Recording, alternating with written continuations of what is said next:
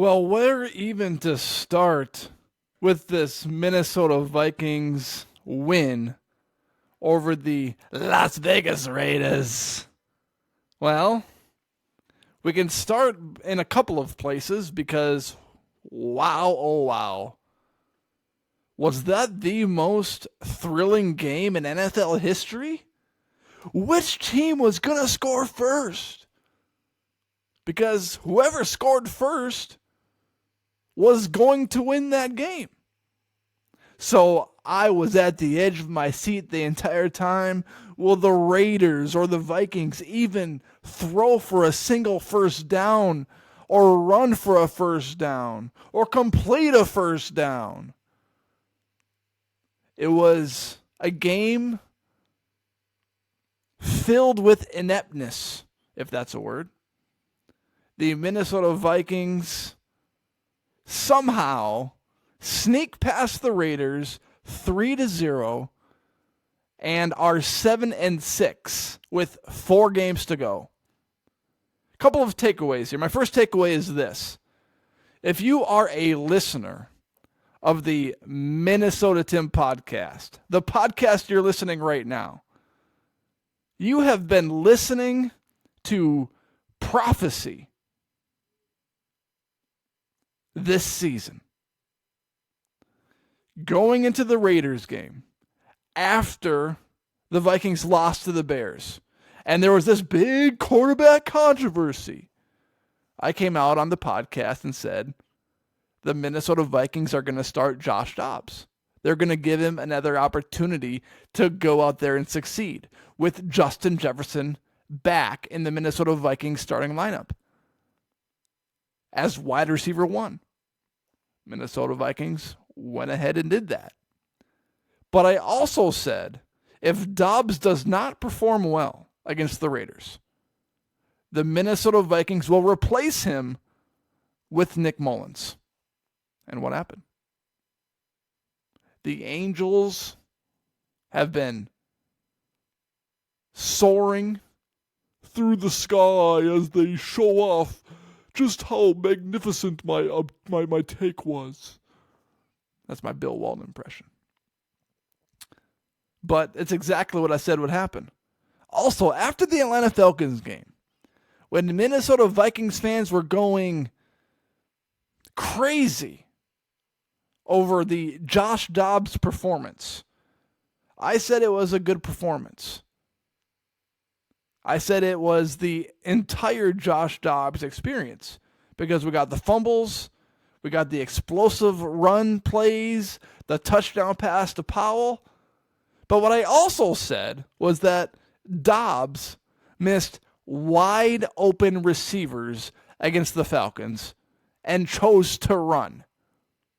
Well, the reason why he got pulled was because he was not seeing wide receivers. In fact, you even saw Kevin O'Connell's emotion come out against the Raiders because Dobbs was missing open wide receivers and was choosing to try to make plays with his legs instead of making plays with his arms. And the wide receivers didn't do Dobbs any service because they dropped multiple passes. Osborne dropped 1 or 2. Naylor dropped a pass or 2. Hawkinson could have maybe had 1 catch that he dropped from Dobbs. But you could see just how much easier it was for Nick Mullens to move the chains. And it only took 1 possession to see that. Mullens is much more comfortable in the pocket than Josh Dobbs. The Josh Dobbs season is over as we know it, unless Nick Mullens gets hurt.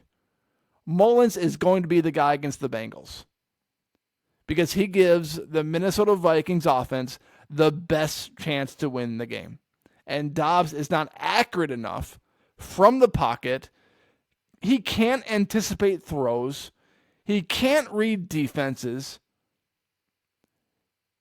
Josh Dobbs can make plays with his legs.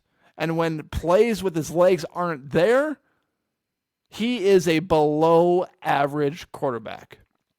Nick Mullens at least can run an offense from the pocket. Dobbs has shown that he can't do that. Dobbs' sanity is over. In fact, this game, I was watching all of it, and a part of me was hoping the game would end in a 0-0 tie.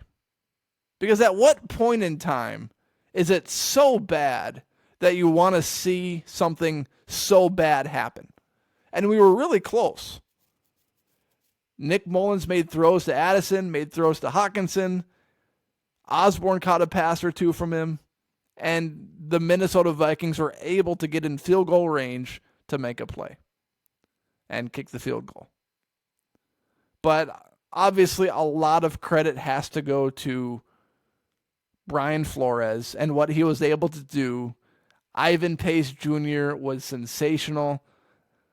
I don't know how a player like Ivan Pace Jr. goes undrafted out of Cincinnati. Because you look at the players selected in the 5th, 6th, and 7th rounds, even the first rounds of NFL drafts, there's so many busts. So many busts. I mean, you go look down the draft of a couple of years ago, let's say 2020. You look at that draft, and you look at the players that are successful, and you look at the players that are busts, there are a lot of busts in NFL drafts. And Ivan Pace Jr., for him to go undrafted, not even in the 6th or 7th round. I mean, you look at those guys that are drafted, and you're lucky to get just a rotational player in that situation. And then there's some teams that draft the Brock Purdy's of the world. That's like finding a needle in a haystack when you do that. That's like finding a needle in the ocean when you do that. The Patriots draft Tom Brady. But even though they drafted those players, they still missed them because they didn't draft them in the first 5 rounds. They got lucky and got him in the 6th or 7th round.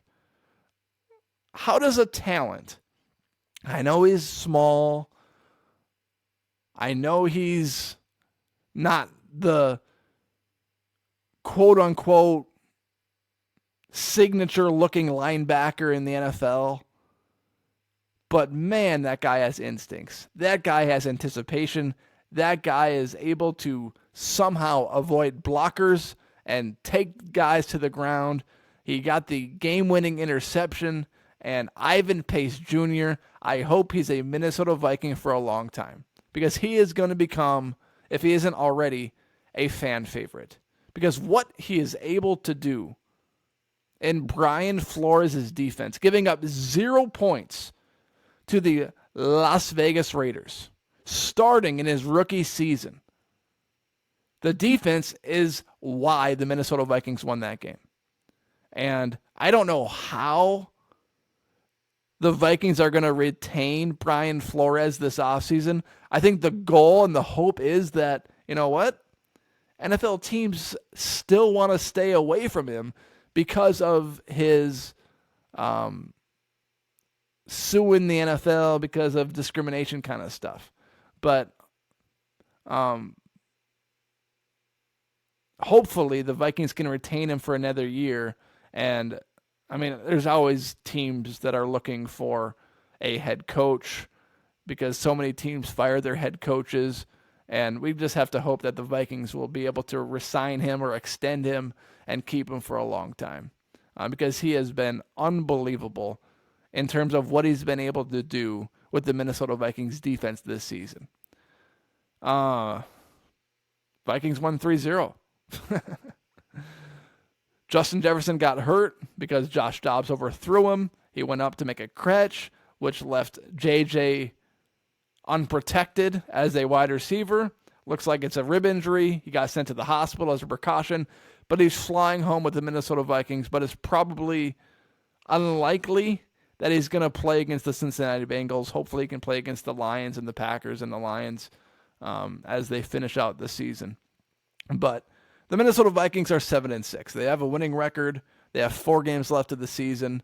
And I have the same reaction watching every single game for the Minnesota Vikings this season, except when Kirk Cousins was the guy. The Vikings had a chance with Kirk Cousins, but now it's like, okay, who really cares? I want the Vikings to win if they're going to make the playoffs. But there's a deep part of me that's also like, it doesn't even matter. You look at the top teams in the NFL. You've got the 49ers. You've got the Eagles. You could argue the Cowboys are approaching that mark if they're not already in that top team sphere. Sphere? Is that a word? Sphere? Is that the right word for this situation? But the Minnesota Vikings aren't near those teams. The Kansas City Chiefs aren't near those teams. The Buffalo Bills aren't near those teams. The 49ers, the Eagles, and the Cowboys. Those are probably the best teams in the NFL. And are the Minnesota Vikings even going to compete with them with Nick Mullens on the road in the playoffs? Give the team a chance, I guess. Right? But you know it. I know it.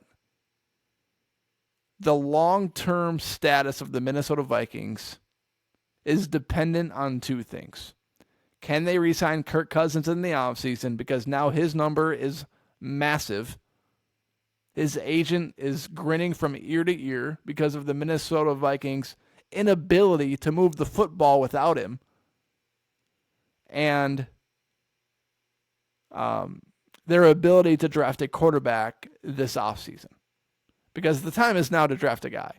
And there are already reports that the Minnesota Vikings are looking at Jaden McDaniels and J.J. McCarthy. Who said that a couple weeks ago? I did. I have just been prophesying about the Minnesota Vikings this season. Whew. If you're a listener of the Minnesota Tim podcast, you're welcome. I don't mean to, toot my own horn or anything, but how can I not? Let's hear it one more time.